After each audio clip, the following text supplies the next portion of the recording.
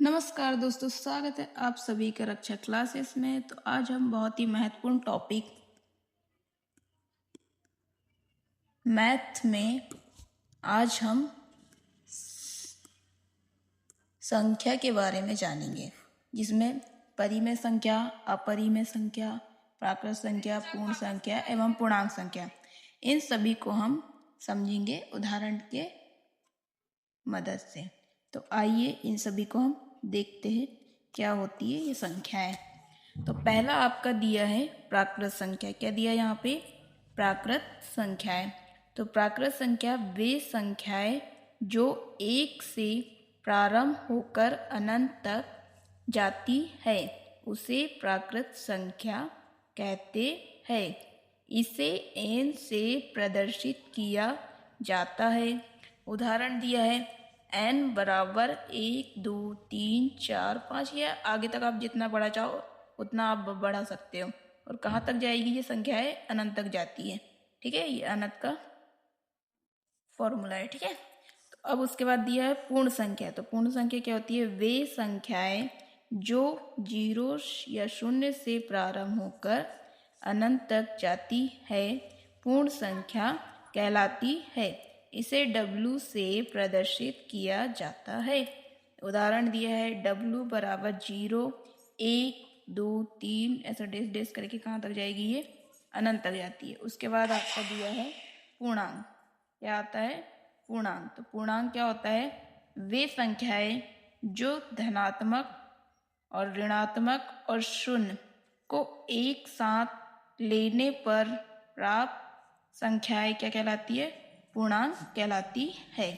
इसे Z से प्रदर्शित किया जाता है।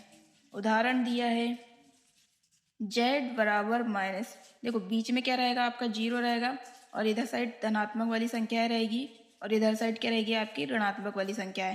तो इसमें 0 आ रहा है, आपका धनात्मक वाली संख्या आ रही है और ऋणात्मक वाली संख्या आ रही है। तो ये आपकी क्या कहलाएगी? पूर्णांक कहलाती है। और इसे कैसे दर्शाया जाता है? Z से प्रदर्शित किया जाता है। अब आइए देखते हैं परिमेय संख्या। तो परिमेय संख्या क्या होती है? वे संख्याएं जिन्हें P/Q के रूप में लिखा जा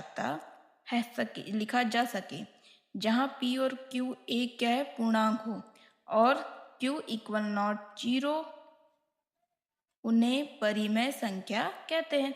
Q इक्वल नॉट क्या होना चाहिए? 0 नहीं होना चाहिए।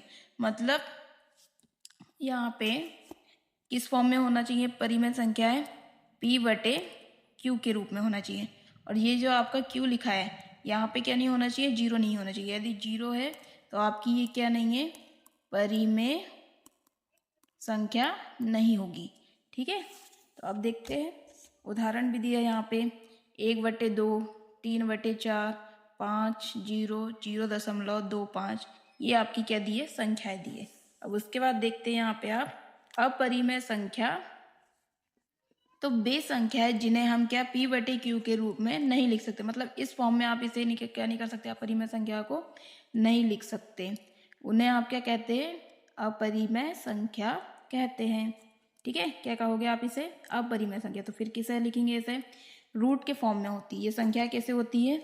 रूट के फॉर्म में होती है। एग्जाम्पल के माध्यम से समझते हैं यहाँ पे। तो √2, √5, √7, तो ये आपकी ये क्या है? अपरिमेय संख्या है। ये आपकी क्या होती है? अपरिमेय संख्याएं होती है। और पाई भी एक क्या है? आपकी अपरिमेय संख्याएं हैं। उसके बाद क्या दिया यहाँ पे? वास्तविक संख्या। तो वास्तविक संख्या क्या होती है? वे संख्याएं जिसमें परिमेय संख्या और अपरिमेय संख्या दोनों लिखी जाती है। क्या होगा इसमें? वास्तविक संख्या में परिमेय संख्या और अपरिमेय संख्या, मतलब ये वाली संख्या है आपकी और ये वाली संख्या है, ये दोनों संख्याएं किस में आएगी? वास्तविक संख्या में आती है। तो उसे आप क्या बोलोगे? वास्तविक संख्या कहते हैं। उदाहरण दिया ये वास्तविक संख्या बराबर परिमेय संख्या और अपरिमेय संख्या, ये इसका क्या है? एग्जाम्पल। और इसमें मतलब संख्याओं में आप एक चीज भी पढ़ते हो। पहला तो क्या वास्तविक संख्या होती है, दूसरी काल्पनिक संख्या होती है। तो काल्पनिक संख्या क्या होती है? तो वे संख्याएं जो ऋणात्मक संख्या के वर्गमूल से बनती है। किससे बनेगी? ऋणात्मक मतलब ऋण वाली संख्या आएगी। क्या आना चाहिए यहाँ पे? ऋणात्मक। और क्या बोल रहा है? वर्गमूल बोल रहा है। क्या बोल रहा है यहाँ पे? वर्गमूल। तो ऋणात्मक लगा है, ये आपका वर्गमूल हो गया है, और 2 हो गया, 3 हो गया, तो ये आपकी क्या है? काल्पनिक संख्या। ठीक है, तो आपकी ये क्या होती है? काल्पनिक संख्या होती है। एग्जाम्पल दिया है यहाँ पे, रूट के कितना दिया है? 1, √4। तो ये आपकी क्या होती है? काल्पनिक संख्या। So thank you. अगर आपको मेरा वीडियो अच्छा लगे तो लाइक कीजिए, कमेंट कीजिए, शेयर कीजिए एंड सब्सक्राइब करना ना भूलें। थैंक यू फॉर वॉचिंग मी। मिलते हैं नेक्स्ट वीडियो में।